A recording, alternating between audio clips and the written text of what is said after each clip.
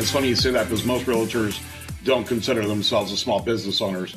They're just salespeople. They don't treat their business like a business. Yep, I 100% agree. 100%. Yep. And that's why I think so many fail. Why I'm still in business today. Yeah. You ready to? That's a great opening. I mean, guys, listen to that. So we're just going to roll with this. We're going to roll with this podcast, and I'm going to bring it in for you here, and I'm going to allow Josh to intro in. But if you guys just heard that, that's Bubba Mills we're going to interview today.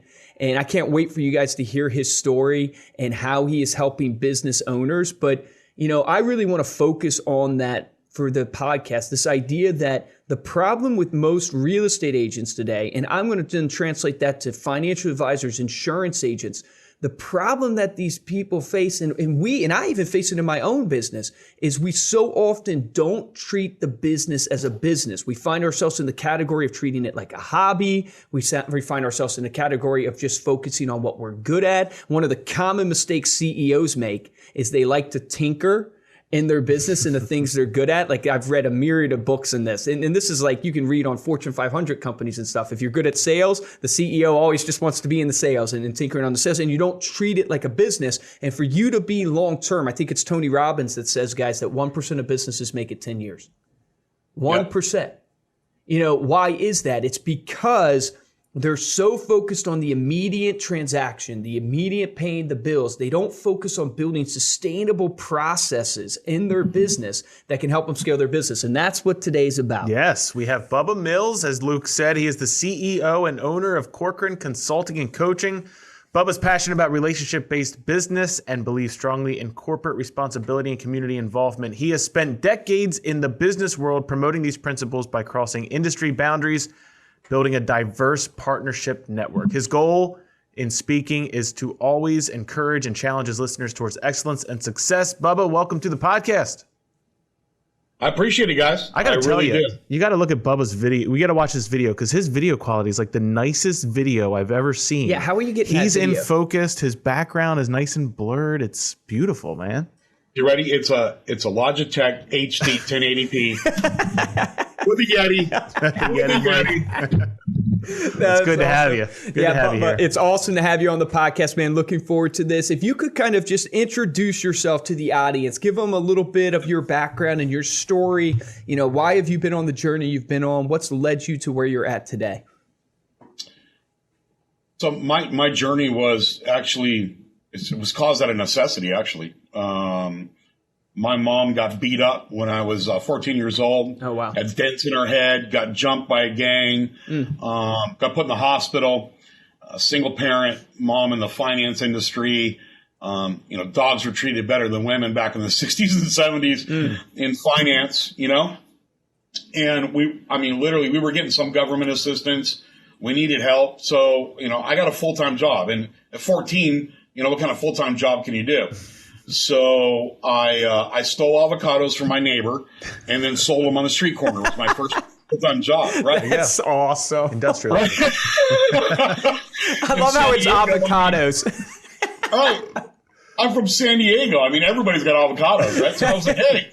So they were hanging over on my side. Then I got a little, you know, anxious and climbed over and got them. So I sold them on the street corner. And then he caught me. And my punishment was to mow his yard every week for the entire summer. And I went, wow, there's actually a value in that. So then I opened up a lawn care company and I started mowing houses at nights and on the weekends. And then I got a job being a bagger at a grocery store. Back then, it didn't matter if you were 8, you could do whatever. And they paid you kind of under the table and gave us some extra food, stuff before it would like spoil. We would get all the stuff. And literally my entrepreneurial spirit has started at that moment. I've owned collection agencies, identity theft protection companies. I've owned 3 mortgage companies. You name it. I mean, literally been coaching since 1991. It's just, you know, business is life. Life is business. I love that. You know? Yeah. And most people, you know, especially realtors that are on here, you know, they're like, oh, I'm an amazing salesperson, you know. Well, no, you're actually a CEO of your company. You just do sales. And when people go independent or open up their companies, they don't treat it like a business. They're still salespeople, you know. And it just drives me nuts. And that's kind of why I'm still in business today. What made you get into coaching, Bubba? Like, you've owned mortgage companies, you've owned collections companies. What made you transition into coaching? How did you make that transition? By accident. All the great coaches, it's by accident. Business, right? I was horrible my first year in business. I mean, literally, it was terrible. If I could go back and say, just don't do that industry again, it was horrible. But the next year, I grew like 400%. Well, from zero, it's kind of hard not to. But no, I grew like 400%, and I started taking market share away from people. People are like, how you doing that? And I said, look, and I've used this quote forever, and I'm actually copywriting it because I'm going to be writing a book that's titled that. And that is, I'll be me, you be you. That's it, right? I learned in business years ago. I bought the same systems. I bought the same products. I did the same thing as the big person that produced in my area did, and I sucked at it. I was miserable at it. The reason why is because I wasn't him. Like, I didn't have his background. I didn't have his people. I didn't have nothing. And the best I could ever be is a first place loser, So I said, look, let's stop doing this, and I'll just be Bubba. And I'll be darned if, like, overnight success didn't happen. And it's because I was just being me instead of wanting to be somebody else. So how does I'm curious about that because, I really agree with that, this idea of authenticity. But a lot of times, in my life, in my journey, I don't know if you have camaraderie with this or not, but it's like you go, I just want to be me. And then you try so hard to be me, you don't even know who you are. Like, I don't even know who I am. Like, how do you help when you're coaching, someone to find that authentic nature and who they are and build something around it? Because I know a lot of people, they struggle because they go, well, I'm not talented enough to do this, or I'm not this type of person. And so they purposely don't want to build around their strength because they don't think the strength is going to actually win them listings if they're in real estate or win them investments. Like, how do you help someone do that from a coaching perspective? Yep. So, look, and we coach everything. I've got lead generation companies. I've got a guy who creates apps for a living. I've got a chiropractic office, watch company. It doesn't matter. We coach everybody. Everybody knows this in real estate, right? Because we've been around it for so long. And I do a session for military moms. And I did the session on Military Mom Talk Radio. And it was this. If you can find out what you love, write it down. Once you find out what you love, figure out who'll pay you to do what you love and put an asterisk next to it.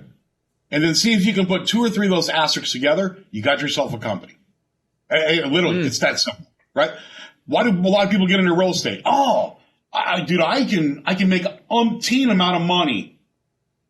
The hours or whatever the hell I want it to be. Well, they learned really quick. That wasn't true, right? And I love houses, avocado green tile and pink carpet, and you know what I mean? So they took a passion of housing, they took a passion of sales, and turned it into a business. That's literally how every single business starts, okay? Now, you take that part of it, and you go to the next level, and you say, okay, you have this theory in business, and that is pain, solution, pleasure, right? Every business is focused on that. If we know the consumer's pain, and then we have a solution. Well, we're not the only solution. You're out your mind if you think you're the only one, unless you have a very small niche market. And then pleasure. That's how people decide doing business with us. So, everybody does a SWOT analysis. That's great. I'll give you 36 of them. That's not a big deal. What I really looked at is what can Bubba, not my company, what can Bubba bring, different than Josh? We might do the same thing, but I'm a different person than you, right? Yep. And what I do is I teach people, if you stay authentic, you stay genuine, and you stay true to yourself, no one can ever beat your business because no one can ever replicate that. I learned that at an early age in life and in business. No one can replicate you. They might be able to buy the same things, might be able to get the same, but they can't be you. So I literally have got most of my jobs in life by accident. Have you ever heard of Option One Mortgage? So back in the heyday, they were the largest mortgage company in the United States. Okay. We got rid of our mortgage company and they asked me to come in and interview for this position. It was called the High Risk Loss Mitigation Manager position. And what the hell's that? I was like, what the hell's that? Dude, I originate. I got nothing to do with that stuff. You know what I mean? And they're like, dude, you were really referred, and, we know you're available. Why don't you come up and apply? Okay, fine. I'll do it. So, no joke, guys. I went to Irvine, California. I lived in San Diego at the time. And literally, this table had 9 people at it. 9 people. It's like The Apprentice. Yeah, pretty much, right? From God A to God B to God C, and then team manager, and there's 15 layers of management in those kind of companies. So I walked in there for the interview, and they said, "All right, so tell me why you feel you're qualified for this position." Dude, I looked him straight in the eye and said, "I'm not." So I'm only here because a friend of mine referred me over to you. Now, look, I don't know about this high risk loss mitigation thing, but I've started every company by learning. I've started everything I've done by learning more than the other person, working harder than the other person, and staying true to myself. If you want somebody who's going to work for your brand and build what you're looking for, I'm probably a cheaper version than the other guy sitting out the door. The difference with it is I'm going to stay loyal to you, and I'm going to dedicate myself to you. So if that's what you're looking for, I'm here. Oh, my gosh. Okay? That is amazing. This is what happened. These millionaires, right? When I said, "Hey, does anybody have any questions for me?" And they all went, "No." All right, okay. So you got my number. You call me if you need to. So I left the interview, and I called my wife, and she goes, "How'd it go?" I'm like, "I killed it. She goes, "Really?" I said, "Yeah." She goes, "You get the job?" And I said, "No." Yeah. But I was true. I was honest. So I was like, I'm going to drive down the coast from Newport Beach down to San Diego. I'm just going to drive down the coast, relax for a little bit. I didn't get 20 miles away from it. My cell phone rings. I answer the phone. I'm like, "Hey, this is Bubba." He goes, "Hey, this is Joanne with Option 1 Mortgage." I said, hey, Joanne, how you doing? She goes, "Can you start on Monday?" Wow. I went, "Really?" She goes, "You were the only person that walked in here that didn't sell us a load of crap and gave us the true, honest facts. And we want to hire you on Monday." Done. That is amazing. Right? I didn't qualify for that job, right? I've done things that other people didn't do. And the reason why is because when I made my heart, I had a decided heart. I persisted without exception. And I stayed true to myself in everything that I've ever done. That's it. That's my true secret to success. I love that. It's like Les Brown says, hunger. Like you got to be hungry. Yeah, you're hungry. Yeah, you got to be hungry. It's that same idea. It's funny. I maybe have shared this on the podcast before. So my wife's grandfather, so my grandfather as well, but he's very successful in business. You wouldn't know it actually meeting him because he owns like one of the largest orchards on the East Coast.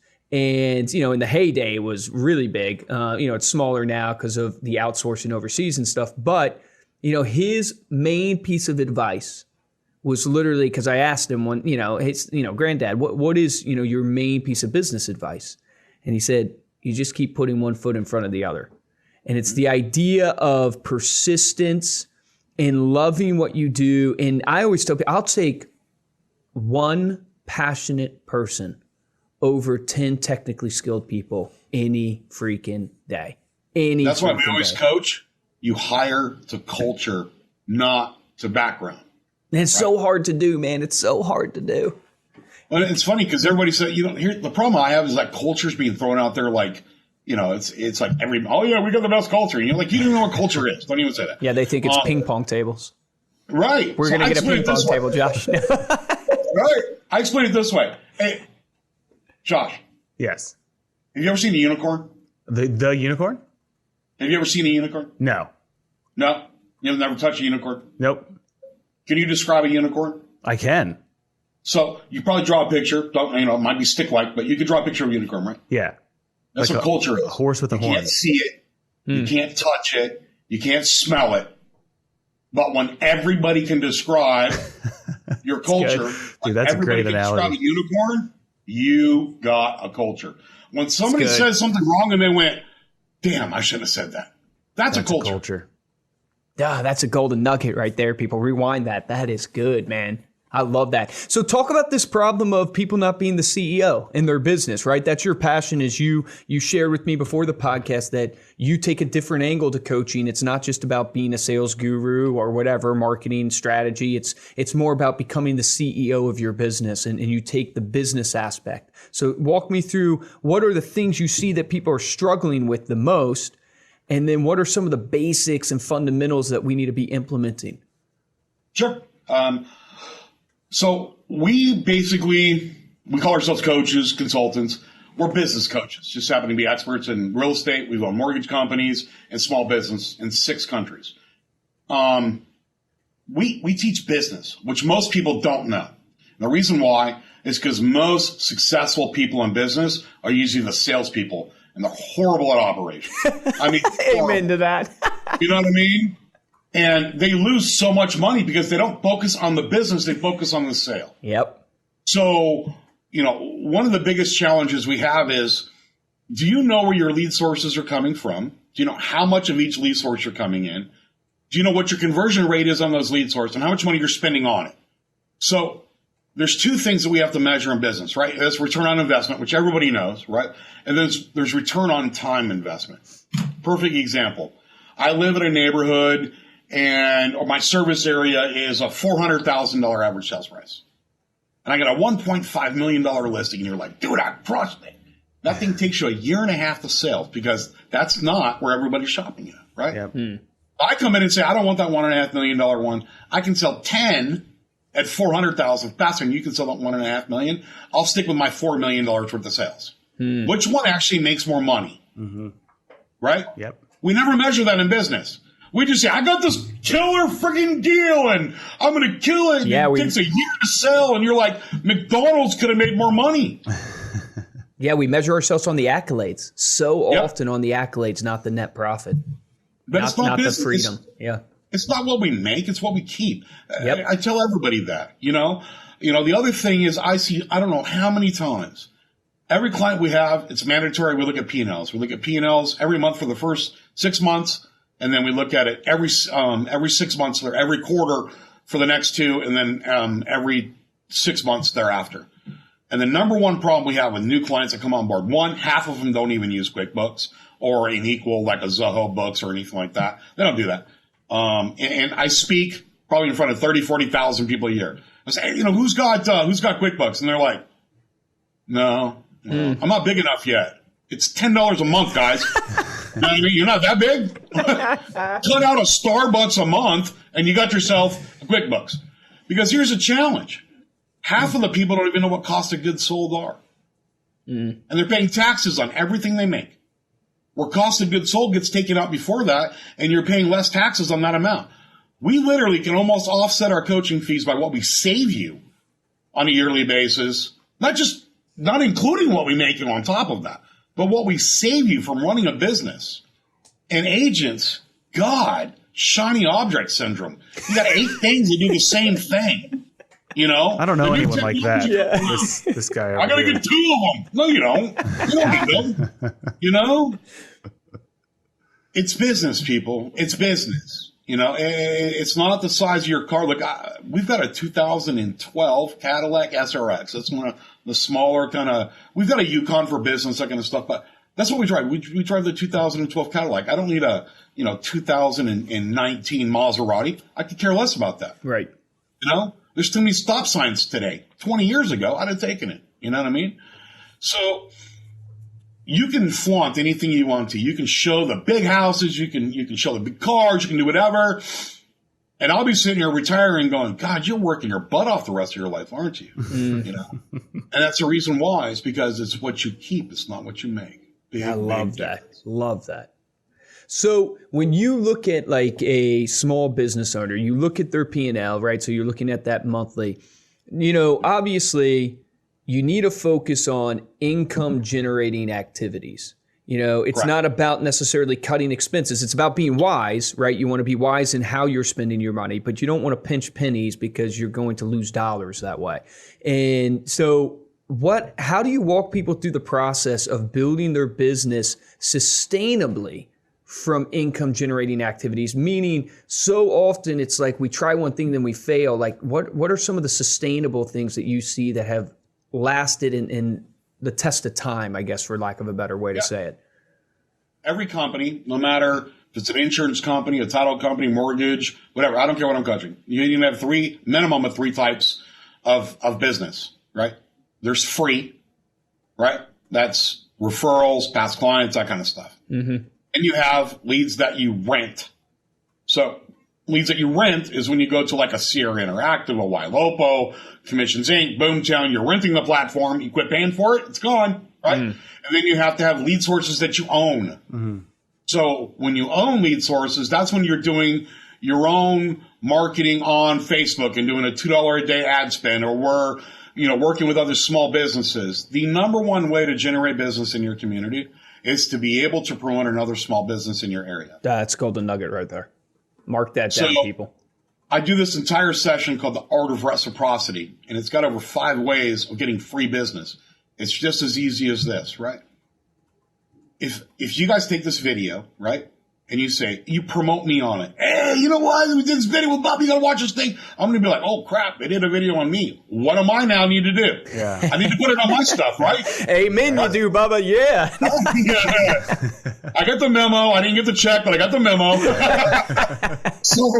So now, right, I put it on mine. Now my wife goes, hey, you know, my husband just got this thing. She's going to put it on hers. You know, maybe my kids are going to do it. I'm going to have my team members put it on theirs, because I'm going to get it blasted so I get the most marketing. You guys just got 10x on your database by doing one thing. And how much did this cost you guys? 0. Mm-hmm.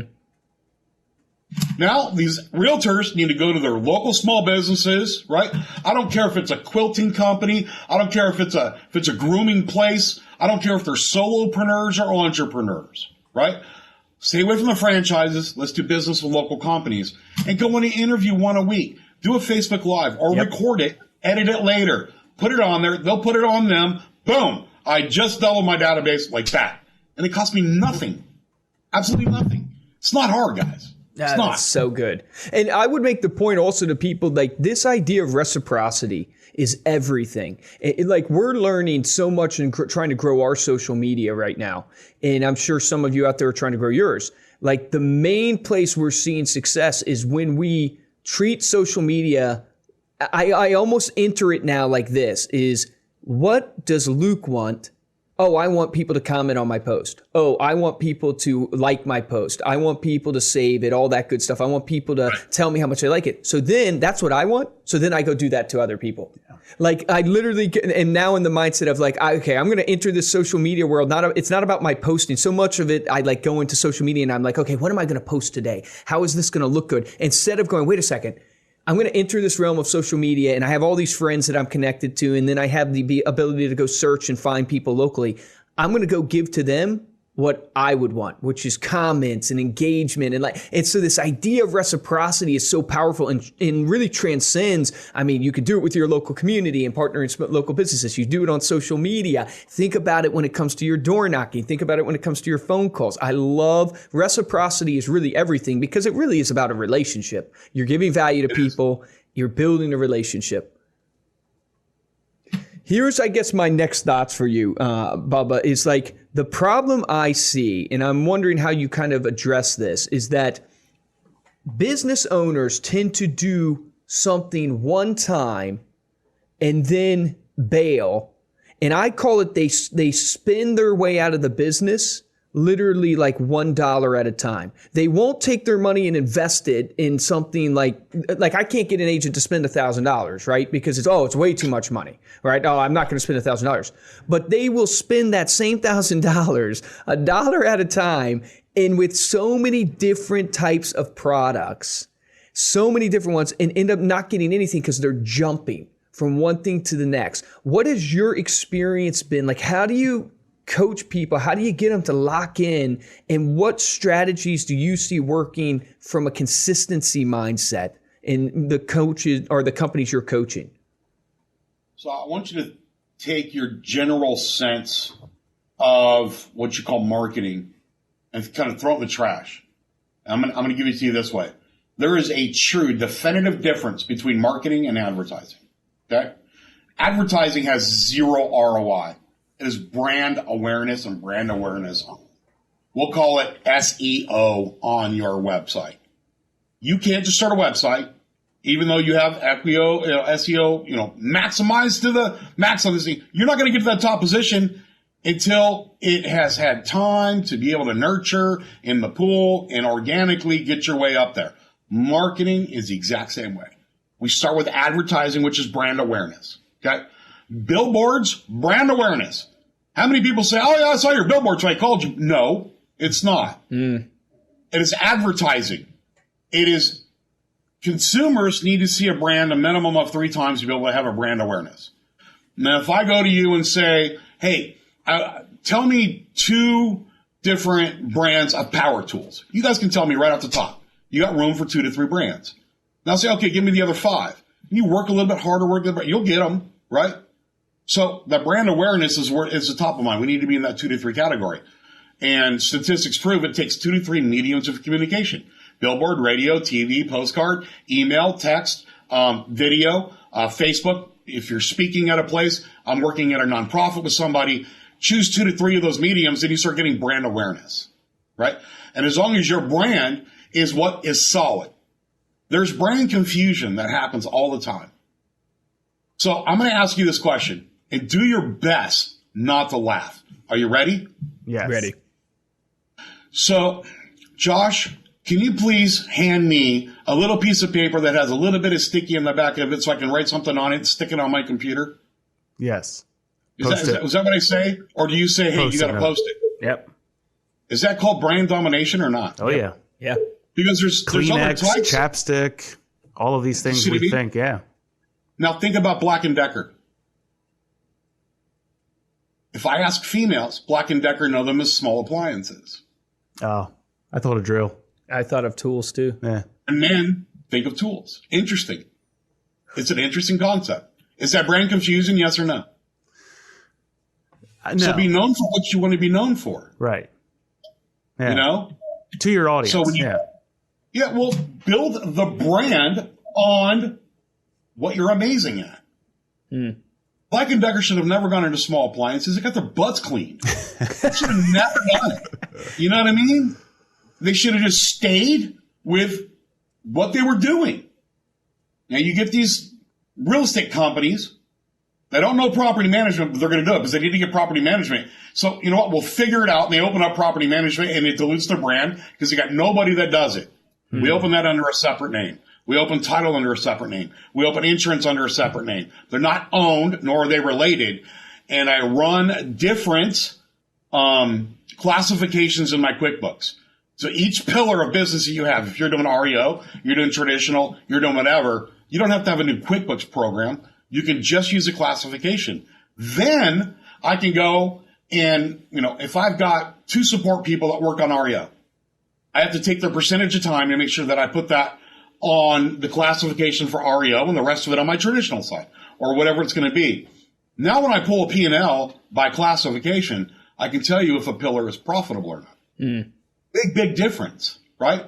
Like in REO, you only get 2 2.25 on the list side of it. You got to do 15 inspections. There's going to be contractors. You got to meet everything else. There's not really much money in the REO brand. Right. However, when we're doing open houses and IDR signs that come off of those, that's where the money comes from. So people don't classify their businesses and their pillars separately. And we don't know what's working and what's not working, guys. It's not hard.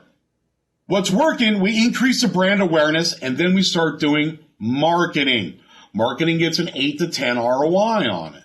Okay? So we've got the brand awareness out there. We've got our brand, what it looks like, what it stands for. Don't worry about the font and the color style. People don't give a crap about that because they don't know until you go to the market anyways. Focus more on what you're worth and what you're going to give them, and then get your brand messaging out. The brand messaging, we'll call it your voice. Okay? Yep. That goes out there. You guys have Frank's hot sauce out there? Oh, yeah. So I put that beep on everything. That's their only slogan, guys. It's that simple. Yep. And world renowned because of some old lady who says, I put that beep on everything. How much money did that cost them to market that? right? We work so hard at all these different marketing things, and I got to do this and elaborate. No, don't be elaborate. Be direct. Big difference. Yeah. Then your marketing turns into ROI. We have brand awareness. Now we can bring in, right, some rented leads that come in. We got a little bit of brand now, right? So, Bubba Real Estate is now known in O'Fallon, Illinois. Let's bring in Sierra Interactive, right? Very inexpensive, powerful tool to be able to generate leads off PPC and off of Facebook, okay? And now when people see it, they're like, oh, yeah, I know Bubba. You know what I mean? Now it's kind of, where when people look, they're going to be drawn to a brand. Guys, there was a test done in a city, and I don't remember the city. And they did an 8x8 campaign on a fake realtor, right? They did an interview up front and said, who's the number one realtor in the area? And they said this name, okay? Then they did a fake 8x8 campaign and made up this person's name and just did 8 marketing tips, eight touches in 8 weeks, postcards, letters, that kind of fun stuff on it. Did another survey afterwards. Do you know who that number one realtor was? The fake agent. He never sold a house in his life. That he is was brilliant. fake. Yeah. Right? It's so good. People don't buy from the best. They buy from who they know. Yep. Well, and people like doing business with people that they know. Yep. So you're in a cyclist club. People there are going to want to buy real estate and sell real estate through you. Yep. Versus someone who's not in that same likable part of it. Nonprofits. Yep. Focus on where you are at and what you are true to yourself. And remember, the statement has been said by 500 people. And that is, people don't care what you know until they know that you care. That's just it. No, it's so true. And I think people undervalue branding. I think, because we can track everything today and we want instant gratification, we undervalue the power of building a brand and the understanding that in any business, like you think of farming. I always teach people when I'm coaching them about farming. I mean, farming inherently in its word, it's a long-term game. You're planting the seed, you're watering the seed, you're weeding, you're doing all that work to eventually get that harvest. And so often, it's just, I don't know why it is so much more today. I really want to say it's because we can track everything today. So we can see if people click open our emails. We can see how many leads we get off of Facebook. But we undervalue that even when and I teach people, when you run a listing ad on Facebook, yes, you might generate some leads for that listing. It's awesome for that.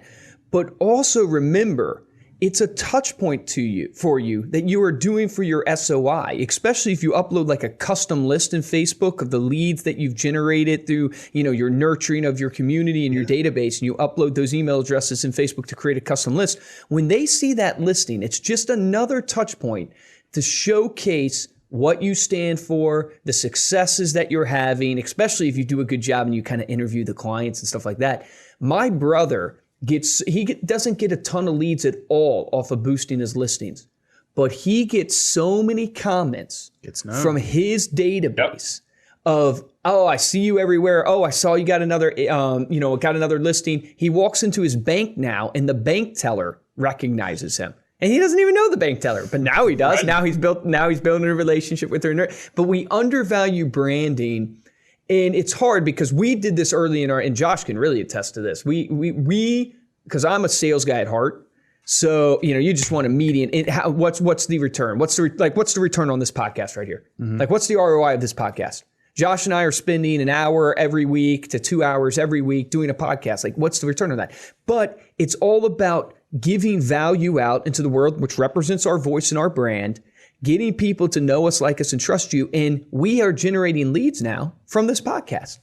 From this podcast, now we're generating leads for our business. In the beginning, we were getting nothing, and it was a labor of love. What we found the value to be in this would be it really helps build the trust. So, like, we'll actually watch, and this is very tangible things that you can also do on your websites and on your marketing, but we will watch people come to our website. We will watch them then go to our podcast and listen to a couple episodes and then ultimately make a purchase. And like they'll actually start to interact with the content, check us out, try and see, okay, what is this company? Who are these guys? Yeah. Absorb the content, get the value that they're going to get, and then they'll end up making that decision. That's ultimately what the value of producing the content and sharing what we have with everybody is.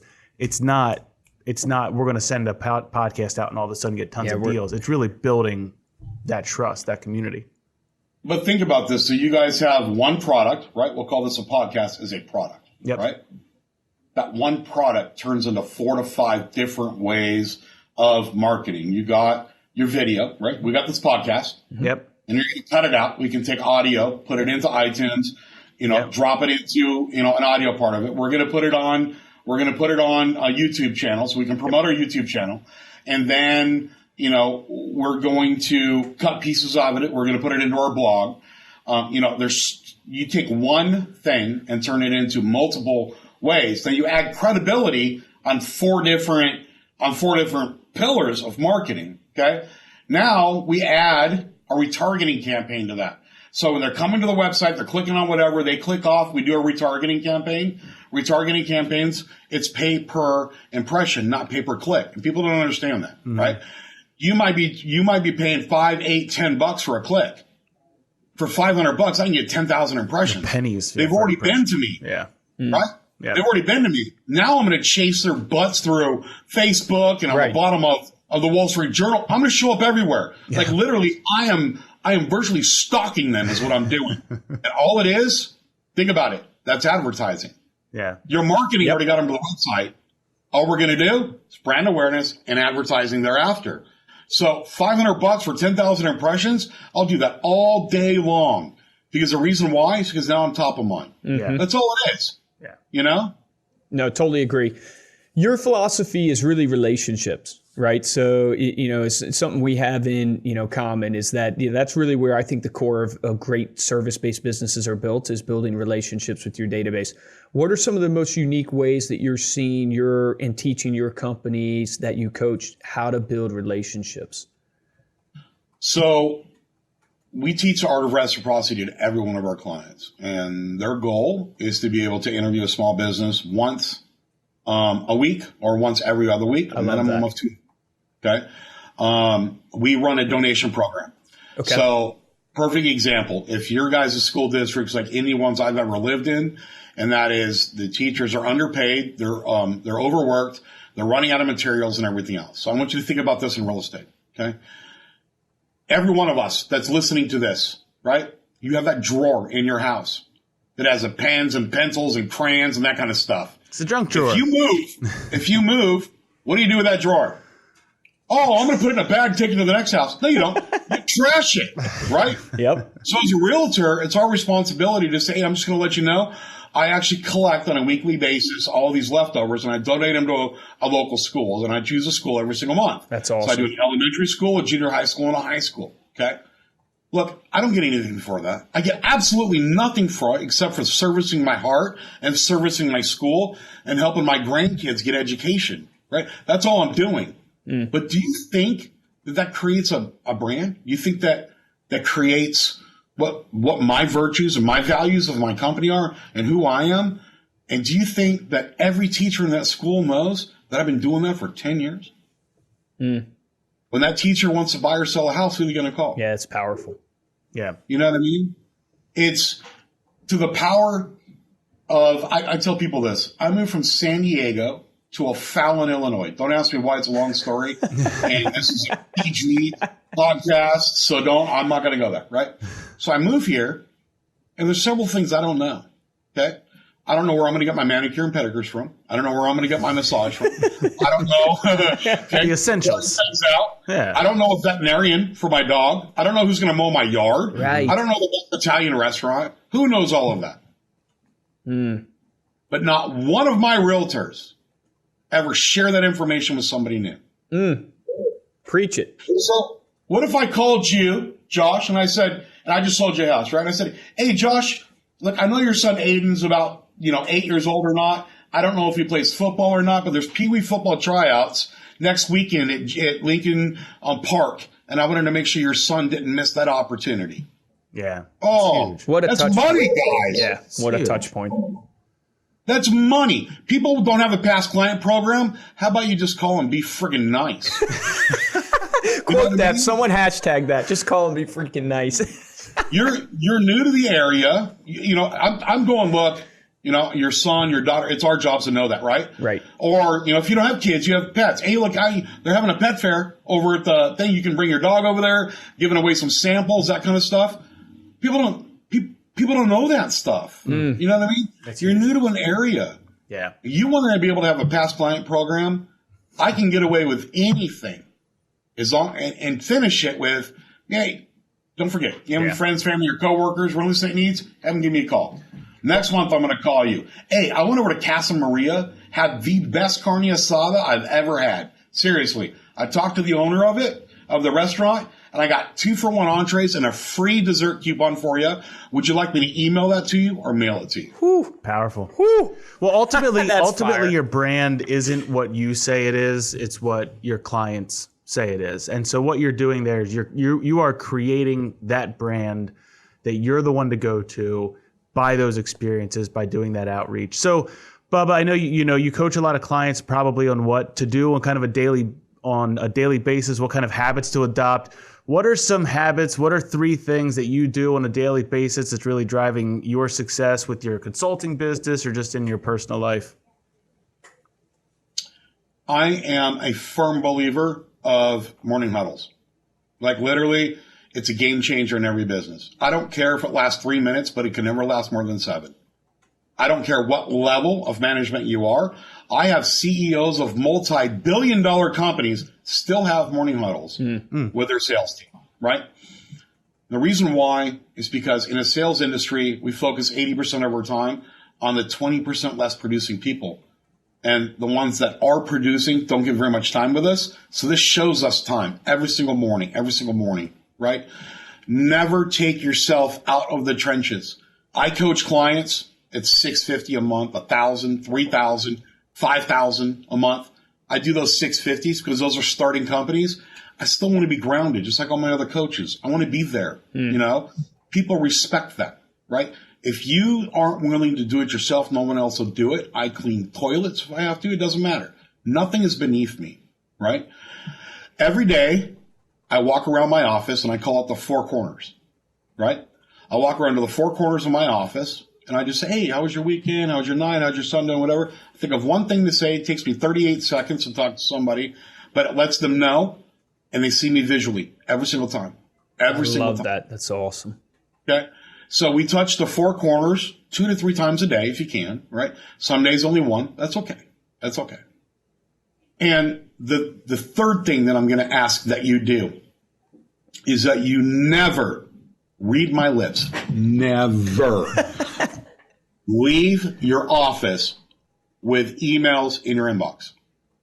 It is the worst business thing you've ever done in your life. Ooh, I feel a little convicted there. Yeah, seriously. All right. If I go to client's office and I'll pull it up and I'll say, hey, let me see your inbox.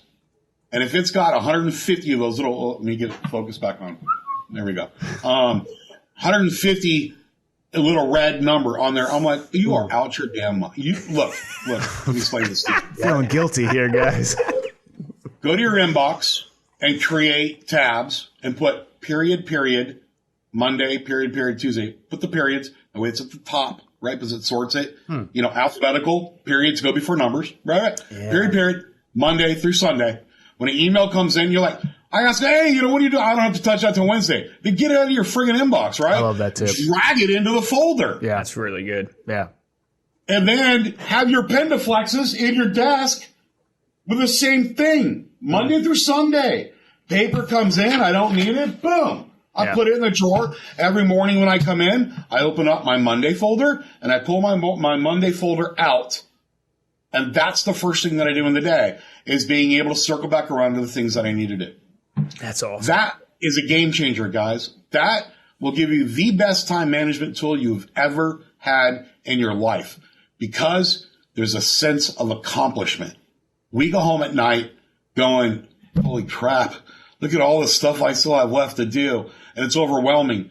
And it's not everything you have to do. It's stuff you have to do in the future. But mentally, business is the 6 inches between your ears. You either think you can or you think you can't. You grow the size of your ears. And you're only as smart as between your ears. And that's why coaching companies are out there, right? You can only grow as big as you can think. My job is to think bigger than you and make sure that you're grounded at the same time. That is awesome. Dude, that is some great advice, Bubba. That is great. I don't want you to look at my inbox right now, though. Yeah, I pulled mine up. Obviously, between my ears, that 6 inches might be, I don't know. We were here till 1 a.m. last night. Yeah, 1 a.m. Be here till 1 a.m. tonight, probably. But I love it. Hey, Bubba, passion. Bubba, why do people stay with you 15 years? Well, I would say, well, why would you think they want to leave? Do you think next year when I coach you, it's the same as this year? No. Markets change, people change, your business change. We're adding more pillars. Look, you go and buy yourself a board of directors and see how much money that's going to cost you. And then you call me and say, how much is coaching? Well, we have coaching starting as low as $650 a month. Can you get a board of directors for $650 a month? Not even close, people. Right? No. And the interesting part about all of this is if you don't get value out of a coach, that usually means you're uncoachable. Even a crappy coach can give you good advice. You know what I mean? They can accidentally give you a nugget, right? But if you don't get anything out of it, that's usually you. You're closed-minded. Yeah, totally agree. I have 2 coaches. I'm actually a certified speaker through the National Speakers Association. There's less than 900 of us in the U.S., right? That's crazy, yeah. I got a coach that helped me do that. I got a business coach. I did coaching with Andy Andrews. And I have coaches that work with me. And I own a coaching company. So why can't you have a coach that works with you and you don't do that for a living? Right? That's wild. That's a great point. Yeah, it's awesome. So what's something today? I mean, obviously a successful coaching company. What is something that you would go back if you could and tell younger Bubba? What's something that you would? What piece of advice, baby? Get real deep on it. Avocados. What would you coach Bubba on? Yeah, don't steal the avocados. I don't know. That worked out.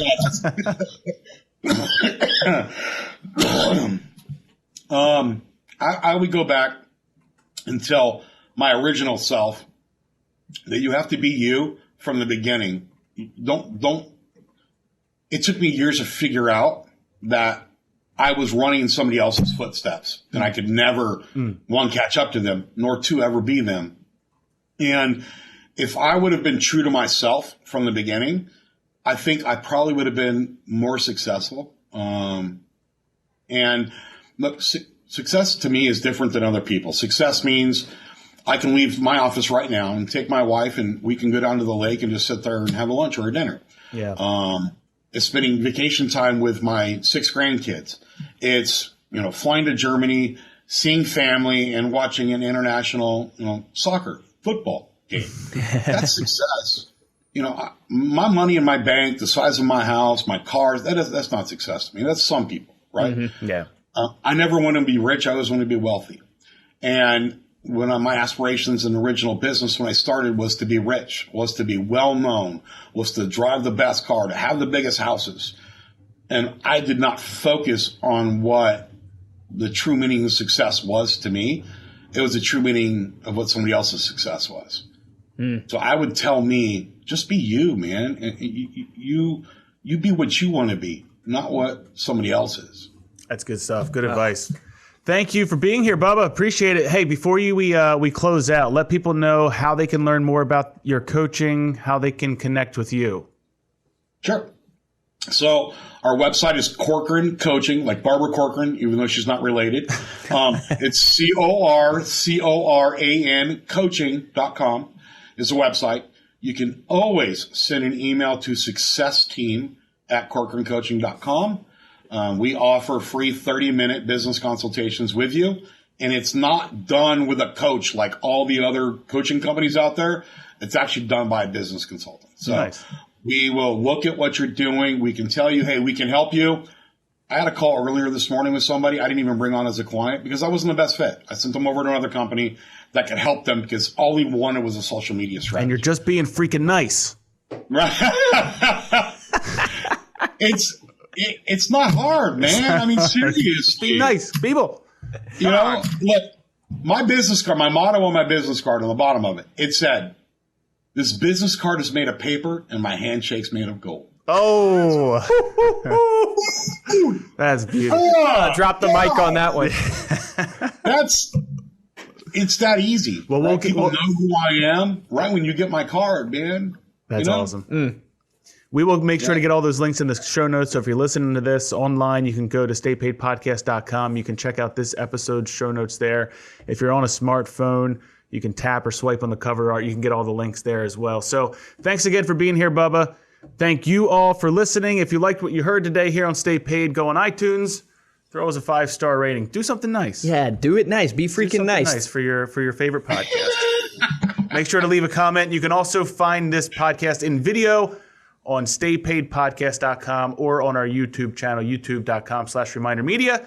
And you can connect with Luke or I on Instagram at StayPaidPodcast. For this episode, I am Joshua Stike. Guys, and I'm Luke Acree. And man, it's going to be hard to pull just one action item. Try it. I know, but there's so many good action items. It's amazing just when someone, you can tell, or at least I can, because I get the privilege of doing so many of these interviews now. So I'm not judging everybody out there. But you can tell when someone comes on and when they share their knowledge, you can tell it's something that is just so natural. They have authority on the subject matter. And authority comes from what, guys? It comes from really frequency of practice and preparation. And that's what you've heard today with Bubba. I would encourage you guys to go listen to it again, because he really has laid out for you some fundamental principles. If you're not succeeding in your business, if your business is running you and you're not running your business, that classic cliche that we all hear of, which tends to be the life of most small business owners.